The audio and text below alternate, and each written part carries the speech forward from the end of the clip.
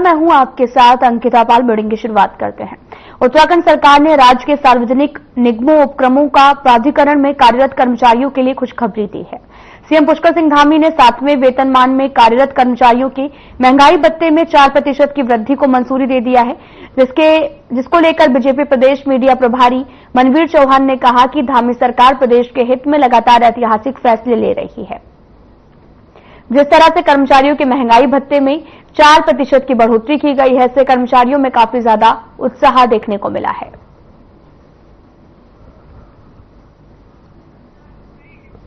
आपको बताते चले कि सीएम पुष्कर सिंह धामी ने बड़ा फैसला लिया, जहां पर महंगाई भत्ते में 4% की वृद्धि कर दी है और जिसके बाद कर्मचारियों में खुशी की लहर देखने को मिल रही है और महंगाई भत्ते में 4% की वृद्धि जो है वो की गई है।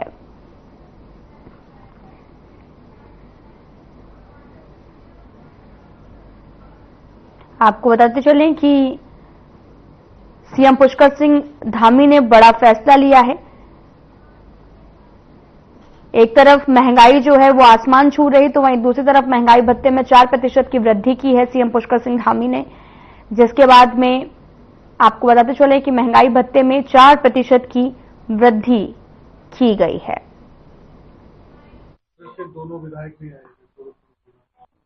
हमारी भारतीय जनता पार्टी की सरकार आदरणीय मुख्यमंत्री पुष्कर सिंह धामी जी हर वर्ग के उत्थान के लिए, चाहे वो कर्मचारी वर्ग हो चाहे कोई भी वर्ग हो, सब वर्ग को हितों के लिए कार्य कर रहे हैं और इसी के तहत पूर्व में सरकार के द्वारा, हमारी कैबिनेट के द्वारा कर्मचारियों को 4% देने की घोषणा की गई थी और अब जो इस महंगाई भत्ते से निगम परिषद के जो कर्मचारी वंचित रह गए थे, उनको भी 4% देने का सरकार ने निर्णय लिया है, उसका अनुमोदन दिया गया है। कांग्रेस के दोनों विधायक भी आए। उत्तरकाशी जादूंग गांव का दौरा करने पहुंचे उत्तराखंड राज्यपाल retired lieutenant general Gurmeet Singh ने वाइब्रेंट गांवों में पर्यटन विकास, बागवानी के विस्तार और आजीविका संवर्धन के नए और बेहतर अवसर सृजित करने पर जोर दिया। उन्होंने कहा कि इन गांवों की तकदीर और तस्वीर बदलने की सरकार की कोशिश में सभी विभागों और संगठनों को प्रतिबद्धता से एकजुट प्रयास करने होंगे। राज्यपाल ने आगे कहा कि सीमांत गांव जादूंग को देश के पहले गांव के रूप में प्रतिष्ठित करने के लिए सरकार के प्रयास फलीभूत होने जा रहे हैं। ये पहल सीमावर्ती क्षेत्र में बदलाव की नई बहार लेकर आएगी। आपको बताते चले कि जादूंग गांव का दौरा करने के लिए पहुंचे थे उत्तराखंड के राज्यपाल retired lieutenant general Gurmeet Singh ने वाइब्रेंट गांवों में पर्यटन विकास, बागवानी के विस्तार और आजीविका संवर्धन में नए और बेहतर अवसर सृजित करने पर जोर दिया है। उत्तराखंड के जादूंग गांव का दौरा करने पहुंचे और इस दौरान उन्होंने कहा कि इन गांवों की तकदीर और तस्वीर बदलने की सरकार की कोशिश में सभी विभागों और संगठनों का प्रतिबद्धता में एकजुट प्रयास करने होंगे। राज्यपाल ने यह भी कहा कि सीमांत गांव में देश के पहले गांव के रूप में प्रतिष्ठित करने के लिए सरकार के प्रयास फलीभूत होंगे। केदारनाथ विधानसभा सीट से दिवंगत नेता शैला रानी रावत के निधन के बाद में केदारनाथ सीट हॉट सीट बनती दिख रही है। ये सीट सत्तारूढ़ दल और प्रमुख विपक्षी दल कांग्रेस के लिए मान सम्मान का प्रश्न बनकर उभर रही है।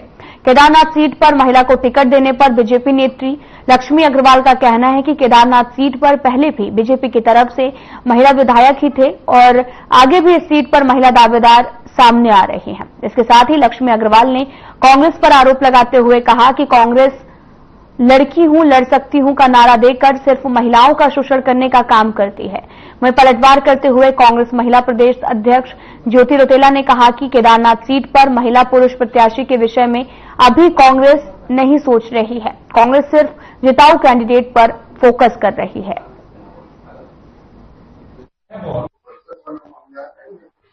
देखिए, बात महिला और पुरुष के लिए, बात चुनाव जीतने के। केदारनाथ चुनाव जितना हमारे लिए इम्पोर्टेंट है, उतना ही भाजपा की प्रतिष्ठा का भी सवाल है।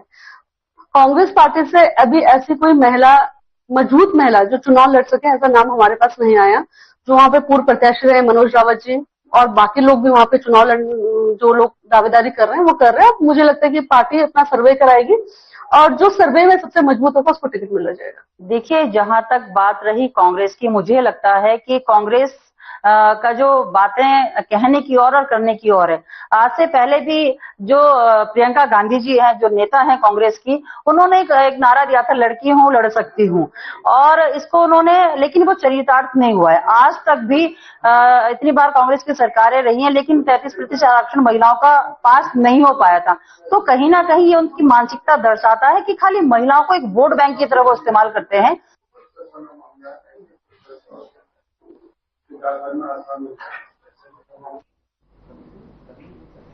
उत्तराखंड में मुख्यमंत्री निःशुल्क 3 गैस सिलेंडर योजना को 2027 तक बढ़ा दिया गया है। मुख्यमंत्री की हरी झंडी के बाद में वित्त मंत्री प्रेमचंद अग्रवाल ने इस योजना के लिए अनुमोदन दिया था। पंडित दीनदयाल उपाध्याय की जयंती पर राज्य सरकार ने प्रदेशवासियों को तोहफा दिया है। ये योजना इसी साल मार्च महीने में समाप्त हो रही थी, जिसको अब 2027 तक बढ़ा दिया गया है। खाद्य एवं नागरिक आपूर्ति विभाग ने यह प्रस्ताव शासन को भेजा था। मौजूदा समय में 1,84,000 अंत्योदय परिवारों को इस योजना का लाभ मिलेगा। इस योजना पर राज्य सरकार का सालाना 55 करोड़ रुपए खर्च होगा। वित्त मंत्री डॉक्टर प्रेमचंद अग्रवाल के मुताबिक मुख्यमंत्री घोषणा के तहत अंत्योदय परिवार ने पुनरुत्थान के लिए मुख्यमंत्री निःशुल्क 3 गैस सिलेंडर योजना को 2022-23 में लागू किया था और इस योजना में इसी साल मार्च महीने में समाप्त भी हो गई थी। आपको बताते चलें कि उत्तराखंड में अंत्योदय परिवारों को साल में 3 गैस सिलेंडर मुफ्त देने की योजना 2027 तक बढ़ा दी गई है। वित्त विभाग ने इस संबंध में खाद्य नागरिक आपूर्ति विभाग के प्रस्ताव को भी मंजूरी दी है। राज्य में 2022-23 में अंत्योदय परिवारों के कल्याण के लिए साल में 3 गैस सिलेंडर की फ्री रिफिलिंग करने को लेकर योजना शुरू की गई है। इस साल मार्च में योजना समाप्त होने के बाद खाद्य नागरिक आपूर्ति विभाग ने इसे आगे बढ़ाने का प्रस्ताव तैयार किया है। इस प्रस्ताव को अब वित्त विभाग ने मंजूरी दे दी है। मुख्यमंत्री की मंजूरी के बाद पात्र परिवारों को एक बार फिर से योजना का लाभ मिलना शुरू हो जाएगा। प्रदेश में आपको बताते चले कि 1 लाख से भी ज्यादा अंत्योदय परिवार हैं। इन्हें 3 निःशुल्क सिलेंडर का लाभ देने से सालाना करीब 55 करोड़ रुपए का खर्च का अनुमान जताया गया है। विधायक श्री उमेश शर्मा कावड़ा क्षेत्र की लोकप्रिय विधायक श्रीमती सविता कपूर जी पर श्रद्धांजलि दी है और पार्टी मुख्यालय में मीडिया से बातचीत में दर्जाधारी मंत्री देवेंद्र भसीन ने जानकारी दी कि राज्य में आपको बताते चलें कि संगठन पर जन सहभागिता के साथ पूरे उत्साह के साथ आगे बढ़ रहा है। 2 सितंबर से शुरू हुए पहले चरण में अब तक 8.5 लाख से भी अधिक लोग पार्टी की प्राथमिक सदस्यता ले चुके हैं। सदस्यता अभियान के प्रथम चरण में अंतिम दिन दीनदयाल जयंती के पावन अवसर पर बूथ स्तर पर अभियान जोर शोर से चलाया गया। इस दिन बीजेपी परिवार सभी बूथों पर अपने संस्थापक प्रेरणा स्रोत पंडित दीनदयाल उपाध्याय के चित्रों पर पुष्पांजलि अर्पित की गई। उनके जीवन और योगदान को याद करते हुए कार्यक्रम आयोजित किए गए। साथ ही उनके कृत्यों को लेकर विचार गोष्ठी आयोजित की गई है।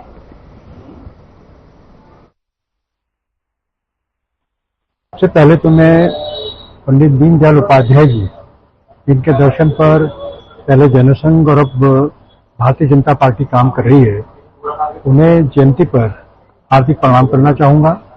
और जो उनका एकात्म मानववाद है, उसे लेकर के हमारे माननीय प्रधानमंत्री जी लगातार कार्यरत हैं। और जो भी गरीबों के लिए नीतियां हैं, तो पंडित दीनदयाल जी के द्वारा जो एकात्म मानववाद की बात कही गई, अंत्योदय की बात कही गई, उसी के कार्यान्वयन को लेकर के जहाँ तक भारतीय जनता पार्टी के सदस्यता अभियान की बात है, आज पंडित दीनदयाल जी की जयंती पर एक विशेष कार्यक्रम सभी बूथों पर किए जा रहे हैं।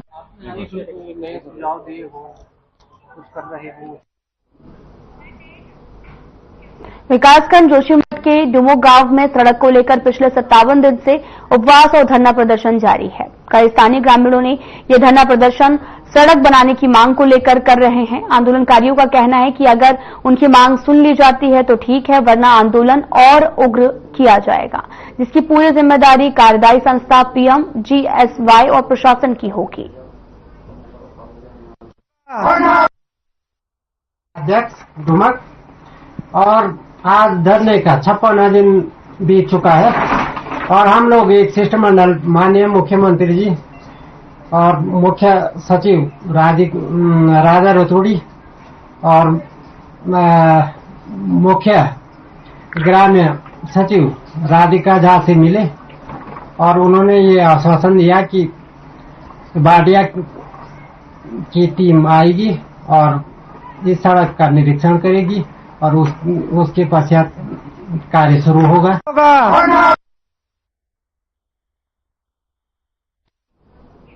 उत्तराखंड के कैबिनेट मंत्री गणेश जोशी पर आय से अधिक संपत्ति मामले में जांच का आदेश देने वाले जज मनीष मिश्रा के तबादले के बाद कांग्रेस की मुख्य प्रवक्ता गरिमा मेहरा सोनी का बयान सामने आया है, जिसमें उन्होंने कहा कि जज के तबादले से कुछ नहीं बदला है। ये तबादला सहयोग भी हो सकता है और प्रयोग भी, लेकिन उससे कोई भी व्यापक असर नहीं पड़ता।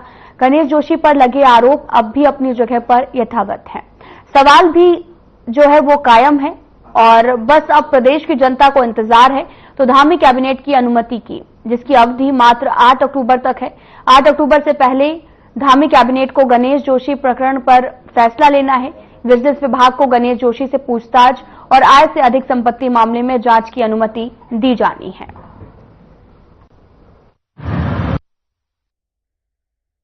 एक व्यक्ति के द्वारा आरटीआई में पुख्ता दस्तावेज प्राप्त किए गए पहले और उन्हीं दस्तावेजों के आधार पर वो कोर्ट गए थे गणेश जोशी के ऊपर आय से अधिक संपत्ति मामले में। उसका गंभीर संज्ञान लेते हुए कोर्ट ने आदेश किया विजिलेंस विभाग को कि पूछताछ क्यों ना की जाए, जांच क्यों ना की जाए गणेश जोशी की। लेकिन एक कैबिनेट मिनिस्टर की जांच करने से पहले पूरे कैबिनेट से संस्तुति या अनुमति लेनी होती है, जिसके लिए विजिलेंस विभाग ने एक पत्र धामी कैबिनेट को लिखा है, सरकार शासन को लिखा है कि उन्हें अनुमति चाहिए जांच करने की और उसकी अंतिम तिथि 8 अक्टूबर को है। पूरे प्रदेश की एक तरफ निगाहें टिकी हुई थी धामी कैबिनेट पे कि वो जांच के आदेश के लिए अनुमति विजिलेंस विभाग को देंगे। धर्म की छांव न ज्ञान का फल है, वो ऐसे वृक्ष के तले बैठे हुए हैं ये कांग्रेसी। इनको ये नहीं पता है कि एक न्यायिक प्रक्रिया होती है, इसका ट्रांसफर और सब करना ही कोर्ट का मैटर होता है, हाई कोर्ट देखता है। तो इसमें इस तरीके की चीजें बोलना, इस तरीके की बातें बोलना ये साबित करता है कि इनको थोड़ा सा मानसिक विकास अभी इनका अच्छे से हो नहीं पाया है। और लेकिन अगर इन तथ्यों से हट के मैं इनको एक बात और इनका इतिहास याद दिलाना चाहूं तो ये अपनी तरीके से अपने जो इनकी तानाशाही चल रही है उस तरीके से ये सभी पार्टियों को अगर देख रहे हैं तो ये इनको अपने इतिहास को देखना चाहिए था, अपने बहरुल इस्लाम जी को देखना चाहिए था, जिनको राज्यसभा सांसद के पद से हटवा कर इन्होंने हाईकोर्ट का जज बनवाया। प्रदेश में सत्तारूढ़ बीजेपी के 47 विधायकों में से एक भी विधायक अभी तक 10,000 सदस्य बनाने का लक्ष्य नहीं छू पाया है। केवल पार्टी के 3 विधायक ही 5,000 सदस्य संख्या का आंकड़ा पार कर पाए हैं। हालांकि प्रदेश महामंत्री आदित्य कोठारी का कहना है कि सदस्यता अभियान अक्टूबर महीने तक चलना है, इसलिए सभी विधायक अपना लक्ष्य हासिल कर लेंगे। इसके साथ ही उन्होंने ये भी कहा कि पार्टी के कुछ विधायक जम्मू कश्मीर के चुनाव में गए हुए हैं और कुछ विधायक हरियाणा के चुनाव प्रचार प्रसार में हैं। इन जगहों से 4 और 5 तारीख में सभी विधायक वापस भी जो है वो आएंगे। तो धीरे धीरे विधायकों को जो आंकड़ा है वो दिया गया है और अपने लक्ष्य की तरह आगे भी बढ़ेंगे।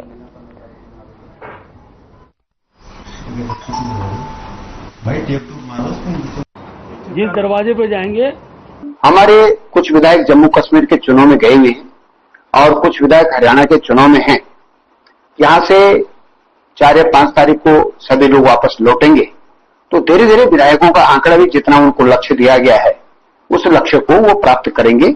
और कई नेटवर्क की भी दिक्कत है, कनेक्टिविटी नहीं है पर्वतीय क्षेत्रों में, तो वहां भी हमने मैनुअल फॉर्म भराने का काम भी किया है। वो जो मैनुअल फॉर्म भरे गए हैं उनको हम कार्यालय पर आकर के ऑनलाइन उनको सबमिट करने का काम कर रहे हैं। तो इससे भी विधायकों का जो लक्ष्य है वो काफी आगे बढ़ेगा। जिस दरवाजे पे जाएंगे वहां लगेगा। उत्तराखंड में होने वाले निकाय चुनाव को लेकर राजनीतिक दलों में सरगर्मियां तेज हो गई हैं। बहुजन समाज पार्टी ने निकाय चुनाव के मद्देनजर अपनी कमर भी कस ली है। बीते दिनों बसपा प्रदेश प्रभारी ने हरिद्वार में प्रदेश कार्यकर्ता सम्मेलन कर चुनाव के मद्देनजर कार्यकर्ताओं की नब्ज भी टटोली है। वहीं बैठक में बसपा प्रदेश प्रभारी सहित सभी जिलों के जिला अध्यक्ष ने प्रतिभाग किया, जिसमें आगामी निकाय चुनाव को लेकर मंथन किया गया। प्रदेश प्रभारी ने बताया कि आगामी निकाय को लेकर मंथन किया गया है। उत्तराखंड की सभी सीटों पर बसपा चुनाव लड़ेगी।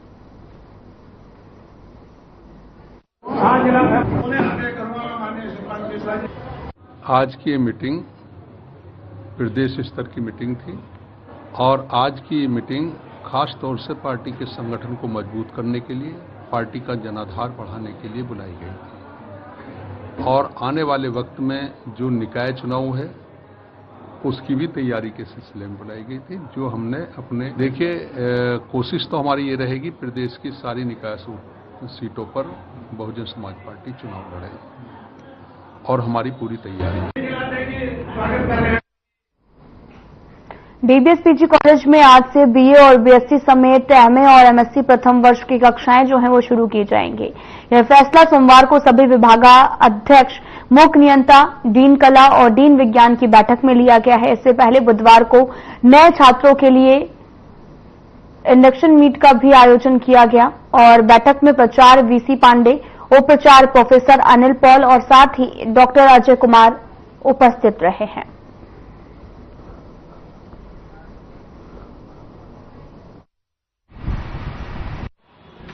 इंडक्शन मीट हमारा चल रहा है। मैंने बीए बीएससी दोनों संकाय के विद्यार्थियों को आज बुला रखा था। हमारे जो कोऑर्डिनेटर हैं नई शिक्षा नीति के,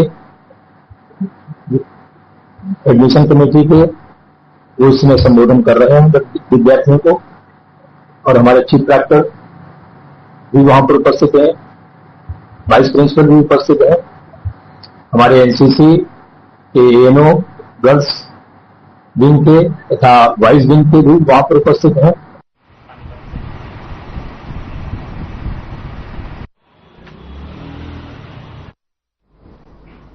हरिद्वार में 1 सितंबर को ज्वेलरी शोरूम पर डकैती हुई थी।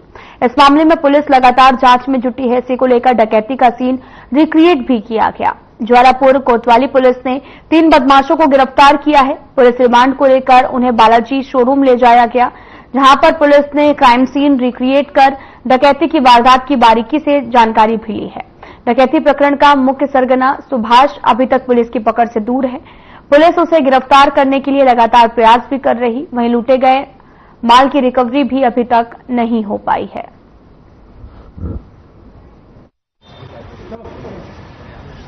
ये डकैती के हमारे मुलजिम हैं जिनको पीसीआर पे लिया गया है और सीन रिक्रिएशन और अन्य जानकारी हासिल करने के लिए इनको पीसीआर पे लिया गया था और जानकारी हासिल की जा रही है कि यहाँ पे कैसे आए थे, कौन कहाँ पे क्या कर रहा था, उसके बारे में जानकारी। घटना से जुड़े बदमाश है सर? ये डकैती से जुड़े बदमाश।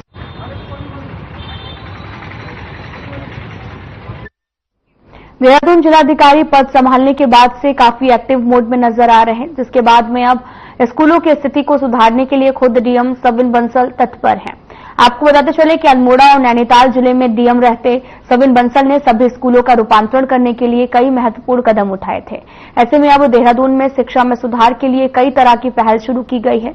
वहीं जिलाधिकारी ने यह भी कहा कि स्कूलों को बेहतर बनाने के लिए धन की कमी नहीं होनी देनी चाहिए और साथ ही देहरादून जिले के सरकारी स्कूलों को बेहतर बनाया जाएगा। जो लक्ष्य हैं वो शिक्षा विभाग को दिए गए हैं, वो चाहे व्हाइट बोर्ड्स हो, समुचित प्रकाश व्यवस्था हो क्लास में, उनका एम्बियंस कलरफुल करना हो, बच्चों के लिए फर्नीचर हो, प्लेग्राउंड एक्टिविटी हो, एटलीस्ट 1 आउटडोर एक्टिविटी हो, या टॉयलेट्स हो, उनकी किचन हो, डिजिटल स्क्रीन्स हो। सो इसमें रोड मैप ऑलरेडी हमारा रेडी हो गया है, वो प्रसारित भी कर दिया जाएगा। केंद्र सरकार की तरफ से उत्तराखंड के लिए special असिस्टमेंट for capital investment fund के तहत में 615 करोड़ में से 365 करोड़ वाली पहली किस्त जारी हो चुकी है। उत्तराखंड वित्त सचिव दिलीप जावलकर के मुताबिक उत्तराखंड राज्य को केंद्र से SAS फॉर स्टेट स्कीम के तहत जारी होने वाले 615 करोड़ में से 365 करोड़ की पहली किस्त राज्य सरकार को प्राप्त हो गई है। ये फंड मार्च से पहले पूरा खत्म करना है और इसलिए सभी विभागों को ये निर्देश दिए गए हैं कि वो समय से अपनी यूटिलिटी सर्टिफिकेट जमा करवाएं। इस फंड का समय से सदुपयोग किया जाए और इस फंड में प्रदेश में सभी अवस्थापना विकास के काम होने चाहिए, खासतौर से ऐसे बड़े प्रोजेक्ट जिनका वित्तीय भार राज्य सरकार वहन करने में असमर्थ रहती है।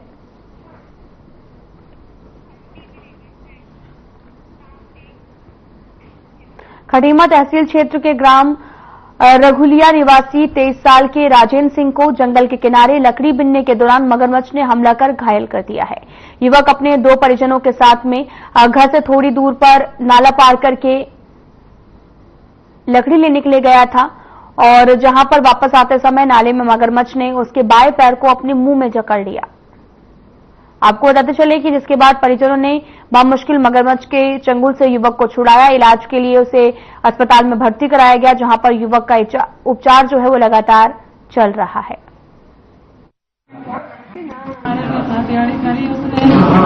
पाँच बजे छुट्टी कर दी, घर पे चलाने के लिए थोड़ी लकड़ी लेके आ रहा हूँ। बस वहाँ पे पानी है, गला गला पानी निकल आया, छोटे छोटे पानी में आके पाँव को पकड़ लिया मगरमच्छ और 2 लोग निकल रहे थे, उन्होंने छिटवा लिया। बहुत मुश्किल से पूरा गाँव पहुंचा, बाहर मेरा घर थोड़ा दूर था। एक राजेंद्र सिंह नाम से एक व्यक्ति है 22 साल के, उनके बुलाया गया है और बताया गया है कि कल उनके ऊपर क्रोकोडाइल ने हमला किया, परंतु अभी जो उनकी चोट है उसमें पहले से स्टिचेस लगे हुए हैं, तो अभी हम कुछ उसके बारे में डिटेल में तो नहीं बता सकते। फिलहाल पेशेंट की हालत तो ठीक है, स्टेबल है और उपचार उसका चल रहा है। मदरसा बोर्ड के अध्यक्ष मुफ्ती शमून कासमी ने मीडिया को जानकारी देते हुए बताया कि मदरसों में पहले बच्चे सिर्फ धार्मिक एजुकेशन पढ़ते आ रहे थे, लेकिन जब से 2024 में मदरसों के लिए एनसीईआरटी पाठ्यक्रम पढ़ाया गया, तब से बच्चों का परीक्षा फल लगभग 96.5% से रहा है और किसी भी बोर्ड के लिए काफी है। यानी कि इसका मतलब यह है कि मदरसों में भी बच्चों को अच्छी तालीम दी जा रही है। कासमी ने यह भी कहा कि मदरसों में 100% रिजल्ट कैसे आए, इस पर जोर दिया जाएगा। देखिए, हमने लगातार 1 साल हमें होने जा रहा है। 3 अक्टूबर को मैंने चार्ज लिया था और लगभग 1 साल हमें मुकम्मल होने को है और इस साल में हमने जो उपलब्धियां माननीय मुख्यमंत्री श्री पुष्कर सिंह धामी जी के नेतृत्व में उनके दिशा निर्देश में जो उपलब्धियां हमने मदरसों में की हैं या जो मदरसों को फायदा पहुंचा है, तो पहला तो ये है कि वो प्रयास माननीय मुख्यमंत्री जी का कि बच्चों को, किसी भी समुदाय के बच्चे हों, किसी भी कम्युनिटी के हों, वो देश की धरोहर हैं, प्रदेश की धरोहर हैं, उन्हें मुख्य धारा से हमने जोड़ने का प्रयास किया है। विजुअल में कोई सामने नहीं, परीक्षा फल जो है वो लगभग काफी ज्यादा बढ़ गया है। एनसीईआरटी में मदरसों के परिणाम में जो है वो वृद्धि हुई है। एनसीईआरटी में मदरसों के परिणाम में जो है वृद्धि हुई है। आपको बताते चले कि लगातार शिक्षा का जो स्तर है उसको लेकर मदरसा बोर्ड के अध्यक्ष ने इस पूरे मामले की जानकारी दी। उन्होंने कहा कि परीक्षा फल जो है वो काफी ज्यादा पहले से बेहतर हो गया है। मदरसा बोर्ड के अध्यक्ष ने इस पूरे मामले की जानकारी दी। उन्होंने कहा कि मदरसा बोर्ड में जो भी पढ़ाई होती है और जो भी परीक्षा फल है उसमें 96.5% की बढ़ोतरी हुई है और एनसीईआरटी के मदरसों में परिणाम में वृद्धि हुई है। दरअसल एनसीईआरटी के माध्यम से जो है वो पढ़ाया जा रहा, जिसको लेकर काफी ज्यादा वृद्धि देखने को मिली है। राजपुर में इतना ही। नमस्कार।